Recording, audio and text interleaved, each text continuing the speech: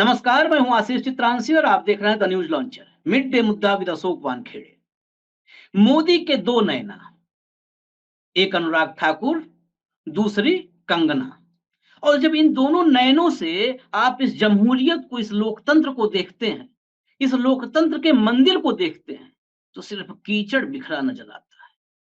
अब कहते हैं कीचड़ में ही कमल खिलता है, लेकिन दुर्भाग्य है कि मोदी के दोनों नयनों से अगर आप देखेंगे तो इस लोकतंत्र के मंदिर में सिर्फ कीचड़ नजर आएगा, सिर्फ बदबू। अब ये क्या कहानी है, आगे बढ़ाएं उससे पहले कंट्रोल रूम जरा भाव को जोड़िए। फिर कुछ तस्वीरें रखेंगे, कुछ बातें करेंगे, कुछ तर्क होंगे, कुछ तथ्य होंगे। सबसे पहले जिन दो नयनों की बात हमने की भाऊ, एक ने कल राहुल गांधी को गाली दिया, और इसे गाली ही हम कहते हैं। अगर कोई ये कहे कि भाई जातीय जनगणना की बात करने वालों को अपनी जाति नहीं पता है, या जिनको अपनी जाति नहीं पता है वो जातीय जनगणना की बात कर रहे हैं। हमारे समाज में ऐसा नहीं है कि लोग मूर्ख हैं, समझते हैं। समाज में लोग कहते हैं अरे वो आदमी बात करता है परिवार का जिसका अपना परिवार नहीं पता है, जिसको अपना खानदान नहीं पता। ये गाली ही होती है। तो जिसको अपनी जाति नहीं पता वो जातीय जनगणना की बात कर रहा है, ये गाली ही थी। इस गाली देने वाले गालीबाज को, अनुराग ठाकुर को, गोली से गाली तक जो आया है, उसके भाषण का लिंक टैग करके प्रधानमंत्री मोदी कहते हैं कि यह ऊर्जावान युवा साथी हमारा, इसने कमाल कर दिया है, इसने इंडी गठबंधन को बेनकाब कर दिया है। गोली से गाली तक आने वाले अनुराग ठाकुर में अपना अक्स देखते हैं नरेंद्र मोदी। अब दूसरी नैना की बात करें, वो कंगना, उनकी भी एंट्री हो जाती है। वो बताती हैं कि राहुल गांधी ड्रग्स लेकर के आते हैं संसद में, उनकी जांच हो जानी चाहिए। इन दो नैना के अलावा बहुत सारे लाइन में खड़े हैं नंबर बढ़ाने वाले। एक केशव मौर्य है, सीएम इन वेटिंग। वो सीएम इन वेटिंग 2017 से है। वो भी नंबर बढ़ाने के चक्कर में पता नहीं क्या क्या कहां तक वो जाएंगे, कुछ अता पता नहीं है। अखिलेश यादव ने राहुल गांधी के पक्ष में खड़े खड़े होकर के आक्रामकता से आवाज उठाई, तो कह रहे हैं अरे ये तो गांधी परिवार का दरबारी हो गया है, सपा बहादुर अखिलेश यादव। खैर, इन पर चर्चा करें उसके पहले कुछ तथ्य सबूत के साथ रख देते हैं जो बोला गया है। कंगना ने क्या बोला राहुल को लेकर के, कंट्रोल रूम जरा सुना दीजिए। नहीं है। कल वहां जाके वो कह रहे थे कि हम जो हैं, हम शिव जी की बारात हैं और ये जो है चक्रव्यूह है। तो आप, मुझे तो लगता है कि उनका टेस्ट होना चाहिए क्या को किसी ड्रग का कंजम्पशन करते हैं। वो जिस हालत में वो पार्लियामेंट में पहुंचकर जिस तरह की वो बदहवास बातें करते हैं, मैं निश्चय ही मैं नई सांसद हूं, लेकिन मैं कल देखकर एकदम मैं शॉक्ड हो गई कि इस तरह की कि ये जो ये कॉम्पिटिशन है ये शिव जी की बारात और चक्रव्यूह में है। देखिए, नई सांसद हूं, लेकिन एक बात बताएं, ड्रग मामलों की पुरानी जानकार हूं, ये उन्होंने नहीं कहा। सांसद नहीं हूं, ये जिम्मेदारी पर अपने बोल रहा हूं, लेकिन ड्रग मामलों, अब तक टीवी पर हमने पंजाब मामलों जानकार, अफगानिस्तान मामलों जानकार, रक्षा मामलों के जानकार। अब टीवी वाले अगर गेस्ट खोजे कभी ड्रग पे, तो ड्रग मामलों जानकार यहां पर मौजूद है। कंगना रनौत, एक कटिंग दिखाइए, नेटवर्क 18 का आर्टिकल है 2020 का। देखिए, आप लोग गौर से देखिएगा, ये नेटवर्क 18 का है, न्यूज 18 का, ये हमारा नहीं है। मैं ड्रग एडिक्ट थी, कंगना रनौत का पुराना वीडियो हुआ वायरल, अपनी जिंदगी के बारे में किए खुलासे। नीचे की भी लाइनें पढ़ दे रहा हूं जिससे कोई ये न कहे, अक्सर लोग कहते हैं मिसगाइड किया। एक्ट्रेस कंगना रनौत इन दोनों जबरदस्त चर्चा में बनी हुई हैं। बीते दिनों कंगना की अनुपस्थिति में बीएमसी ने उनके ऑफिस की बिल्डिंग को अवैध बताकर तोड़ दिया था। वहीं इसके बाद कंगना ने भी इस पर नाराजगी जताते हुए वीडियो जारी किया था। वहीं इसके बाद खबर आई थी कि कंगना पर लगे ड्रग्स लेने के आरोपों पर महाराष्ट्र सरकार ने जांच के आदेश दे दिए हैं। वहीं अब कंगना का एक पुराना वीडियो वायरल हो रहा है। इस वीडियो में कंगना एक वक्त पर ड्रग एडिक्ट होने की बात कहती दिखाई दे रही हैं।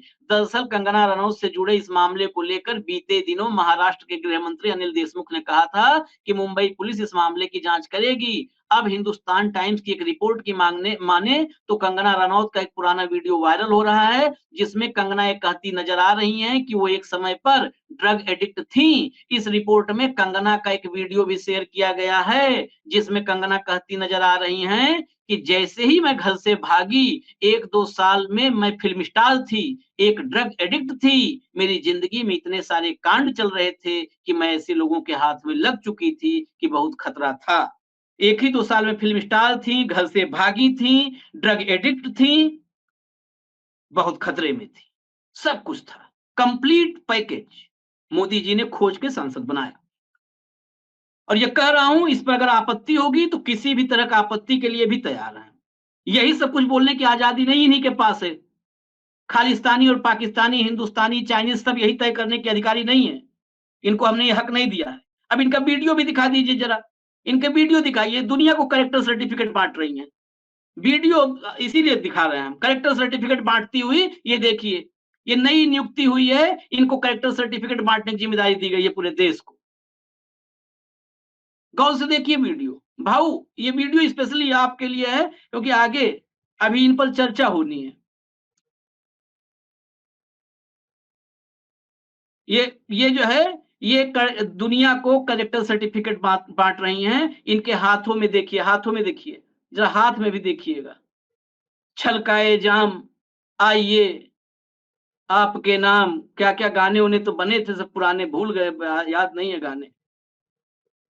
चलिए हटा दीजिए, कंट्रोल रूम बहुत है। हरि अनंत हरि कथा अनंता, कहें सुने बहुविध सब संता। खैर, अब तो देश में संता और बनता का जोक है, उसी पे चल रहा है देश। ये हालत है। एक केशव प्रसाद है, उन्होंने भी कह दिया बीच में, वो भी पीछे नहीं रहना चाहते कि ऐसा ना हो कि जब मार्किंग हो और पीटीएम में बुलाया जाए पेरेंट्स टीचर मीटिंग में, तो पता चले केशव मौर्य का नंबर कम रह गया है। ये नहीं चाहते, तो ये हर जगह कूद रहे हैं आजकल, हर जगह कूद रहे हैं। मुख्यमंत्री बनने के चक्कर में इतने ये उतावले हो चुके हैं। यहाँ भी कह रहे हैं कि अखिलेश यादव राहुल गांधी के और गांधी परिवार के दरबारी हो गए। ये तस्वीर क्या है ये बताइए। गाली दे करके ये गाली दे रहे हैं कि सब खुद ही फंस रहे हैं। राहुल देखिए गांधी में हुए मुसीबत हो गए मोदी के लिए। देखिए आशीष जी, मैंने कल भी कहा था जब हमने इस गाली वाली एपिसोड पे चर्चा की थी, तब भी मैंने कहा था कि पढ़ा लिखा और अनपढ़ के बीच में जो कुपढ़ों की जमात नरेंद्र मोदी जी के नेतृत्व में आई है, तो एक कुपढ़ दूसरे कुपढ़ को ही सर्टिफिकेट देगा। तो नरेंद्र मोदी जी ने जो कहा, ये होनहार सांसद है, तो फिर इसको कैबिनेट से ड्रॉप क्यों किया? इतना होनहार था तो कैबिनेट में ले लेते। पिछली बार तो बड़ा बड़ा इंफॉर्मेशन ब्रॉडकास्टिंग जैसे इंपॉर्टेंट मंत्रालय दिया था, इस बार क्यों ड्रॉप किया? ये जो अंदरूनी झगड़े चल रहे हैं पार्टी के, उसमें ये अमित शाह के सिपासलार है। ये पीयूष गोयल, धर्मेंद्र प्रधान, एक जो चौकड़ी नई तैयार हो गई है, ये अमित शाह जी के साथ है। इन्होंने जो बोला कल, वो उसका सामंती सोच, उसका मनुवाद के प्रति समर्थन और दिन रात मनुस्मृति अपने तकिए के नीचे लेके सोने का ये रिकॉर्ड है। ये ऐसा ही बिहेव करते हैं जैसा ऐसा लगता है मुझे। अब उसके बाद जब पूरे देश ने मजाक उड़ाया अनुराग ठाकुर के उस जातिवादी मामले को लेके, तो उसके डिफेंड में प्रधानमंत्री जी आ रहे हैं। अब प्रधानमंत्री जी ने उसको डिफेंड करके अपने आप को भी उसी के लाइन में खड़ा कर दिया। मतलब मैं कुपड़ था, एक कुपड़ को ले आया और उस कुपड़ ने कुछ कहा तो उस कुपड़ को एंडोर्स करने में मैं पीछे नहीं रह सकता, नहीं तो फिर मुझे पढ़े लिखे समझने लगोगे। मैं भी कुपड़ हूं, इसलिए मैंने जाति की बात मैंने की। ये बार बार इस बात को रेखांकित करते हैं कि ये मनुस्मृति ही लाना चाहते हैं। हम डरा नहीं रहे हैं, ना कोई फेक नरेशन बनाने का प्रयास कर रहे हैं। ये संविधान के जगह ये मनुस्मृति लाना चाहेंगे, इसलिए जाति पूछी जाती है और यही तकलीफ है। राहुल गांधी, अब आप देखिए पूरे बजट में, आप सत्र में देखिए, वित्त मंत्री ने बजट पेश किया, लीडर ऑफ अपोजिशन ने, एलओपी ने उस बजट का पोस्टमार्टम किया। बाकी सारे वक्ता जितने भी हैं एनडीए गठबंधन के, मोदी जी के साथ वाले, वो सब राहुल के भाषण का पोस्टमार्टम करने में लगे हुए। बजट में कोई नहीं बोल रहा है। ठीक है, अब उनने कहा कि भाई जाति पूछो, ये जातिगत जनगणना की बात करते हैं, वो जाति पूछो। तो भाई आपकी क्या जाति है? कल किसी ने पूछ लिया तो आप ठाकुर ऐसा आप कहते हैं, पता नहीं कब ठाकुर हो गए। वैदिक पीरियड में तो कैसे वर्ण व्यवस्था ही नहीं। हम तो सनातनी लोग हैं, वेदों को मानते हैं, शंकराचार्य को मानते हैं। वैदिक टाइम में ठाकुर परंपरा ही नहीं थी ये जात की, तो आप ठाकुर कहां से पैदा हो गए? किसी ने तलवार उठाई तो उस तलवार को कब तक कैश करते रहोगे? वर्तमान में आपके तो विचार बहुत ही निचले दर्जे के हैं। लेकिन इनको एंडोर्स करके प्रधानमंत्री ने यह बात बताने का प्रयास किया कि राहुल गांधी गलत थे। राहुल गांधी गलत थे या सही थे तो जनता तय करेगी। जनता ने तो तय कर दिया है, आपको 240 पे लाके, बैसाखियों पे खड़ा करके जनता ने बता दिया कि वो राहुल गांधी जो कह रहे हैं उनके सही कहते हैं।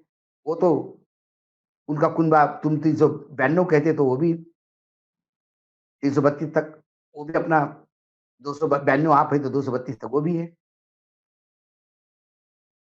सवाल है भाषा के उपयोग का। क्या 18वीं लोकसभा में इतने निम्न स्तर पे लोग उतर आए हैं? राहुल गांधी ने तो माफी के लिए भी मना किया था, उन्होंने कहा तो माफी भी मत मंगवाओ इनसे। ये तो इसके बारे में है। रही कंगना रनावत, मैं कंगना रनावत एक अच्छी अदाकारा हो सकती है, जरूरी नहीं अच्छी नेता हो, अच्छी वक्ता हो। किसी के लिखे हुए डायलॉग पढ़ना उनकी जिंदगी रही है। यहां जब खुद बोलने जाती है तो उसको संदर्भ भी नहीं पता होते हैं। शिव जी की बारात, यह वाक प्रचार, यह उक्ति सदियों से चलती आ रही है।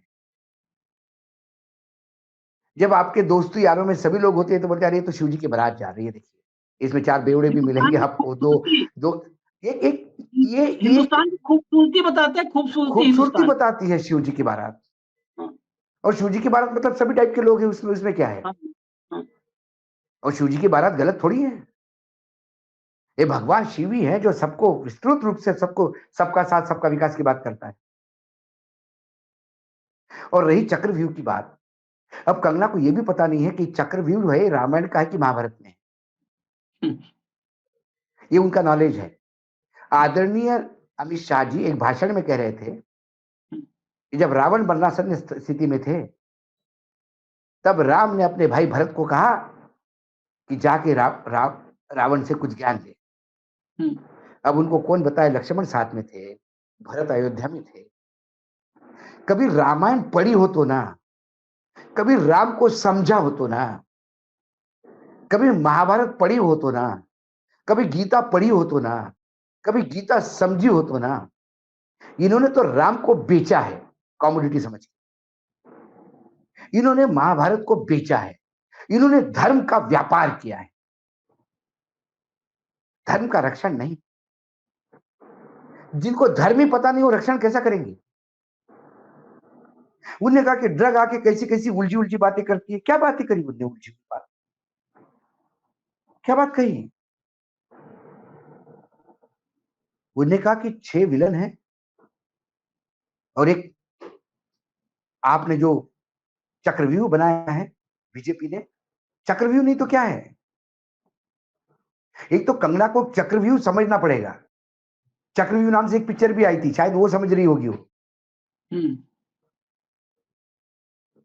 चक्रव्यूह क्या है ये समझना होगा। चक्रव्यूह की रचना क्यों की थी द्रोणाचार्य ने, ये समझना होगा। और चक्रव्यूह भेजने के लिए सिर्फ अर्जुन काबिल था, इसलिए अर्जुन को जानबूझ के उलझा के दूर लेके गए चक्रव्यूह से। यह समझने की चेष्टा करनी होगी। और फिर कैसा अभिमन्यु ने अपने चाचाओं को कहा, ताऊ चाचा को, कि मैं जानता हूं भेजना, आप चलिए मेरे साथ। और उनको लगा कि श्री कृष्ण का शिष्य है तो शायद जानता होगा। उन्हें ये पता नहीं था कि वो अंदर जाना जानता है, बाहर जाना नहीं, आना नहीं। और फिर जो चक्रव्यूह में अंदर अटके, तो जो तमाम नाम लिए, वो तो नाम मैं वो नाम तो मैं भी नहीं जानता।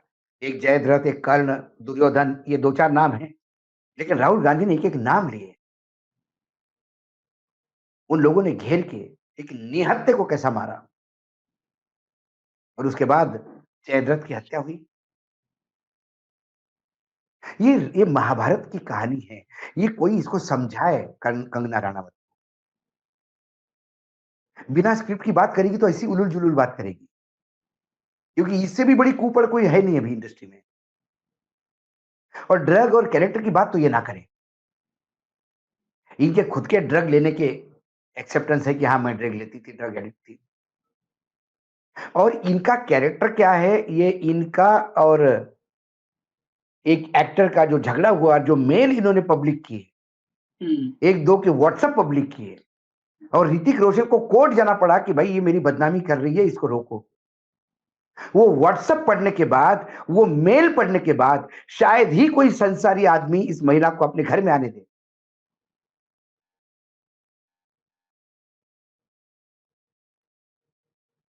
लेकिन हम उसको एक व्यक्तिगत रूप से मान के छोड़ देते हैं।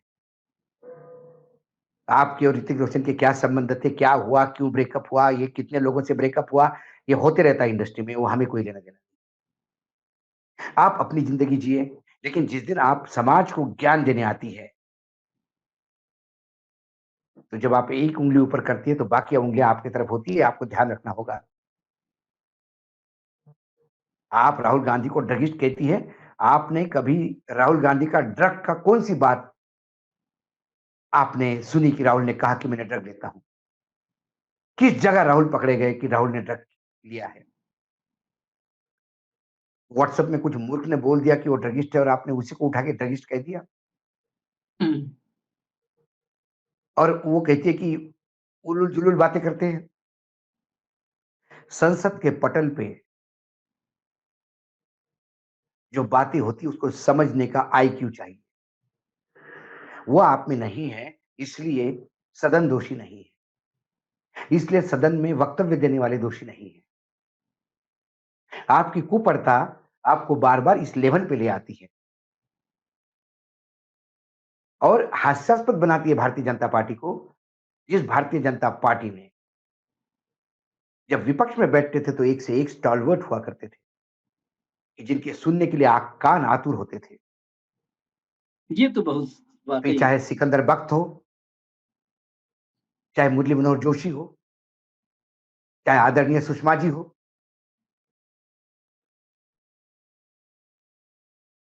अडवाणी जी हो।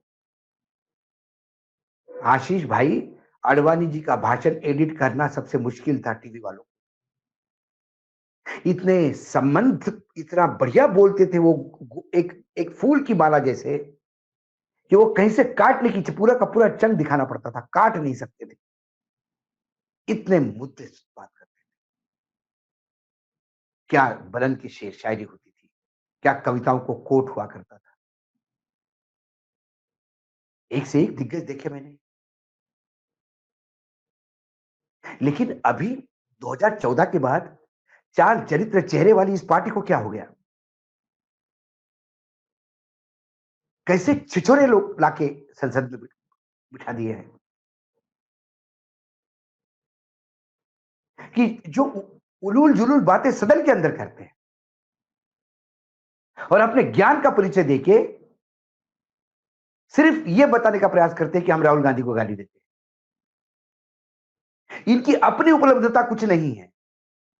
राहुल को, अखिलेश को गाली देके अपने आप को बड़ा साबित करने का ये एक बहुत ही भोंडा प्रयास है और जो बार बार एक्सपोज हो रहा है। और अनजाने में इन्होंने राहुल गांधी और अखिलेश को हीरो बना दिया। इन्होंने तय कर लिया है कि ये राहुल गांधी को और अखिलेश को जननायक बनाएंगे और जनता हंस रही है। गांव गांव में भी गीता पे प्रवचन होते हैं, चक्रव्यूह, अभिमन्यु, जयद्रथ, ये सबको पता है। इस कुपड़ को पता नहीं क्या करें, क्योंकि ये अपने आप में एक चक्रव्यूह है जहां बीजेपी फंसी हुई है अभी। पता नहीं कौन अर्जुन आके इस चक्रव्यूह को भेद के बीजेपी को बाहर निकालेगा।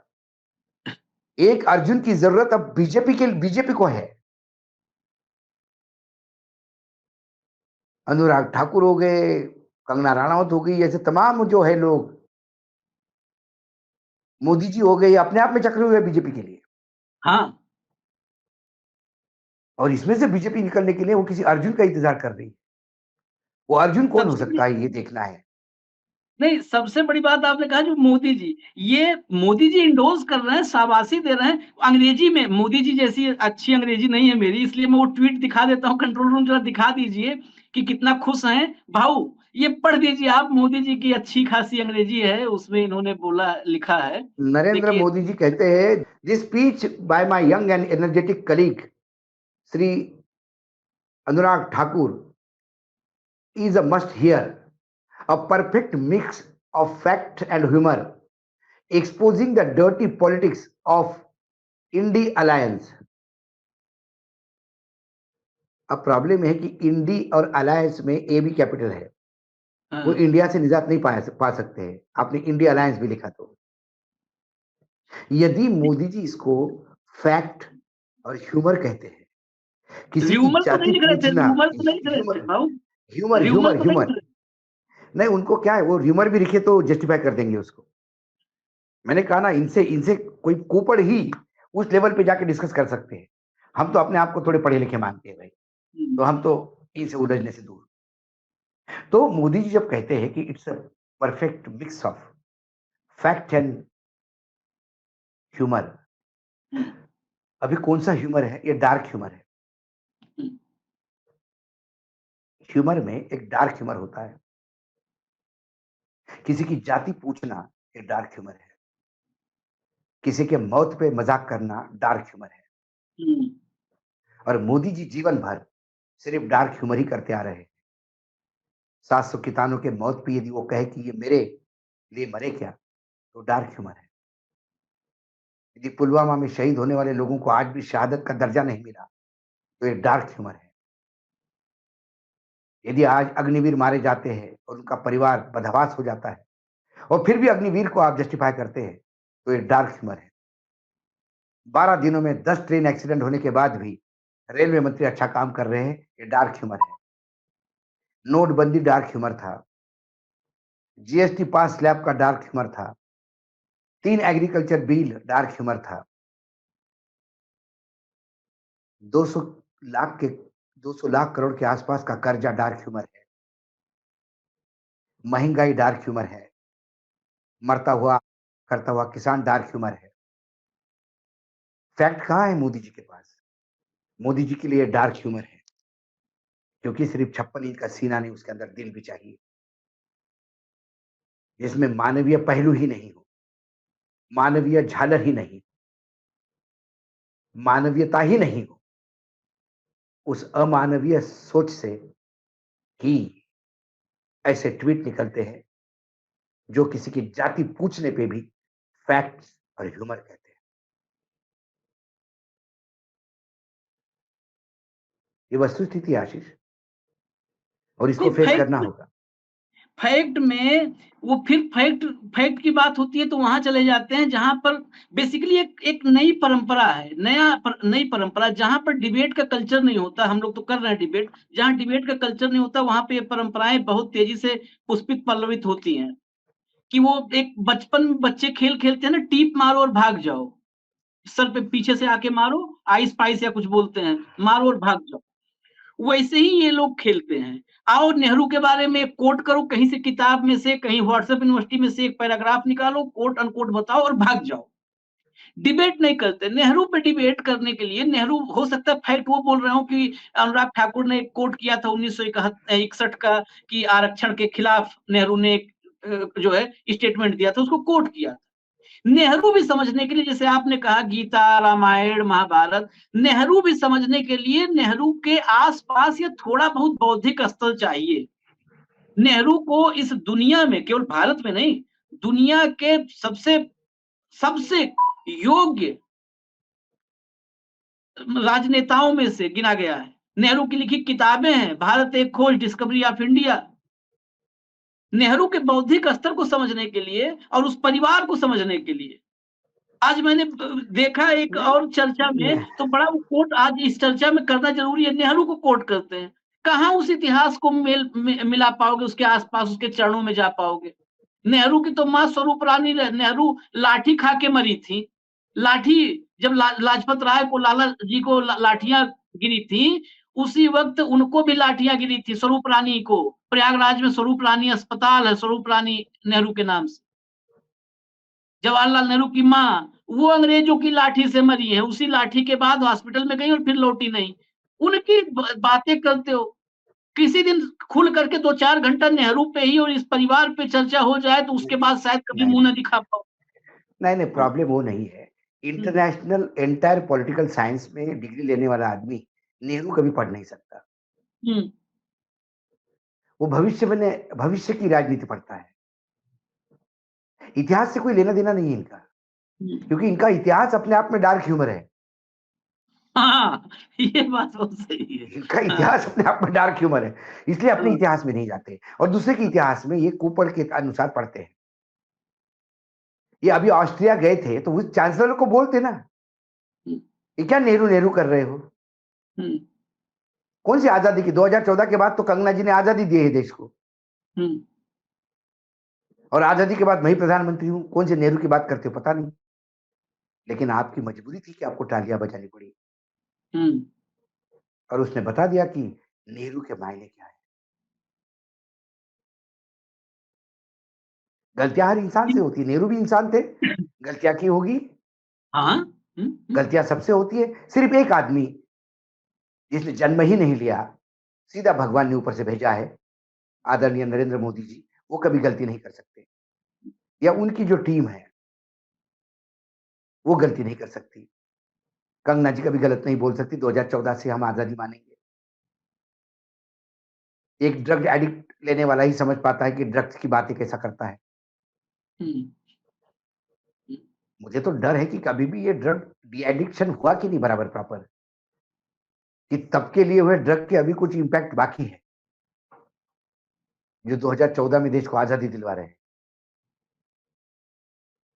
जो अपने मतदाताओं को आधार कार्ड लाने के लिए बोल रहे हैं मिलने के लिए।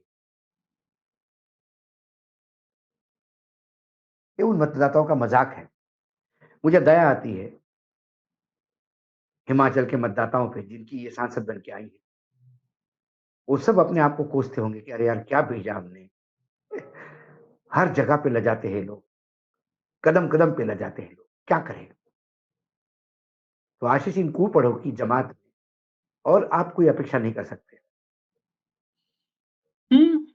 बात बिल्कुल ठीक है। ये तो सबसे बड़ी बात है। ऑस्ट्रिया में गए थे कि ऑस्ट्रेलिया में गए थे, यही बहुत बाद में पता चला। जहाज ने ले जाके उतार दिया था, डंप कर दिया। हवाई जहाज के पायलट ने बताया भी नहीं कि ऑस्ट्रेलिया में उतार रहा हूँ कि ऑस्ट्रिया में उतार रहा हूँ। अरे भाई साहब, लोगों ने करेक्ट किया कि साहब आप ऑस्ट्रिया में है, ऑस्ट्रेलिया में नहीं। ये पायलट की गलती है भाऊ। हाँ, पायलट को उतारते समय बताना चाहिए था ना, साहब कहाँ उतारा है आपको। ये पायलट की गलती है। खैर, देश जो मैंने कहा शुरुआत में वहीं पर खत्म करते हैं कि ऐसे नयनों से भी देखिए। ये जो मोदी जी के नैना है दोनों, उन दोनों नयनों से देखिए इस देश के पार्लियामेंट को, इस देश की जमहूरियत को, कि वाकई कितना कीचड़ है और ये कीचड़ बदबूदार है। और शायद इसमें से जो गैस निकल रही है, जिसपे चाय बनाया जा सकता था, ये जहरीली गैस, ये गैस जहरीली है। ये और ऊपर जाके गैस बादलों में छुप रही है। तो इस गैस से, इन बादलों से सावधान, क्योंकि हमारे भविष्य को, हमारी आने वाली नस्लों को, हमारी आने वाली पीढ़ियों को भी जहरीली गैस का असर बड़े लंबे समय तक होता है। भोपाल में गैस त्रासदी हुई थी। आज भी भोपाल में जिस इलाके में गैस त्रासदी हुई थी, उसका आज भी प्रभाव है। आज भी बच्चे वहां पर जब जन्म लेते हैं, तो कई बच्चे वहां जन्म लेते हैं तो मानसिक शारीरिक रूप से उनमें दिक्कतें होती हैं, अपंगता होती है। तो ये जो जहरीली गैस राजनीतिक रूप से ये उस गैस से ज्यादा खतरनाक है, एंडरसन वाली, उससे ज्यादा खतरनाक गैस है ये, बिल्कुल, जो बिल्कुल, देश पर बिल्कुल, आ रही है बादल के शक्ल में। सावधान रहिए, कल दोपहर फिर मिलेंगे मिड डे मुद्दा विद अशोक वानखेड़े में। इजाजत दीजिए, न्यूज लॉन्चर देखते रहिए। नमस्कार।